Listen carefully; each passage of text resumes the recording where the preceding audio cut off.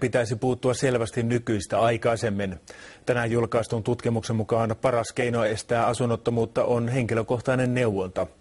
Asunnottomuuden itse kokeneen mielestä apua saa, kunhan sen osaa ottaa vastaan. 27-vuotias Litti asuu Espoon Leppävaarassa sijaitsevassa Kivitaskuyhteisössä. Asunnottomaksi hän päätyi vajaat pari vuotta sitten huumeiden käytön seurauksena. Vuokrasin kaverille asunnon pimeästi ja sitten siellä pidettiin vähän niitä juhlia liikaa. Asunnottomuutta seuranneen vankilatuomion ja ystäviensä kuolemien puhuttelemana Litti teki päätöksen hakeutua hoitoon. Katkon ja Ridasjärven jatkohoidon jälkeen hän pääsi Kivitaskun tiiviisti tuettuun kotiutumisyhteisöön. Muiden ihmisten huomioon ottamisen opettelun ohella Litti on saanut tukea hyvin arkisissakin asumiseen liittyvissä asioissa.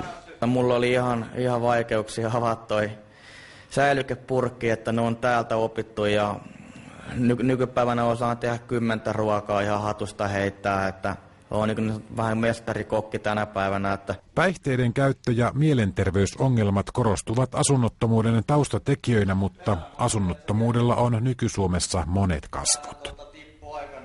Espoon Diakonia-säätiön teettämän tutkimuksen mukaan asunnottomuutta voidaan ehkäistä tehokkaasti uuden palvelumallin mukaisella henkilökohtaisella asumisneuvonnalla.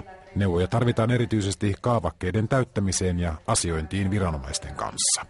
Ydin on se, että asioihin puututaan ennaltaehkäisevästi ja nopeasti siinä vaiheessa, kun ihmisellä on se ongelma tai nähdään, että ongelmia on tulossa, niin puututaan siihen saman tien ja se tukea viedään siihen asuntoon, missä se ihminen asuu sillä hetkellä ilman, että sen ihmisen pitäisi muuttaa johonkin muualle saadakseen sitä tukea. Ja silloin tämä asumisen tukihenkilö voi esimerkiksi auttaa tätä asiakasta niiden kerääntyneiden velkojen hoitamisessa. Keinoja siis on, jos rahaa löytyy.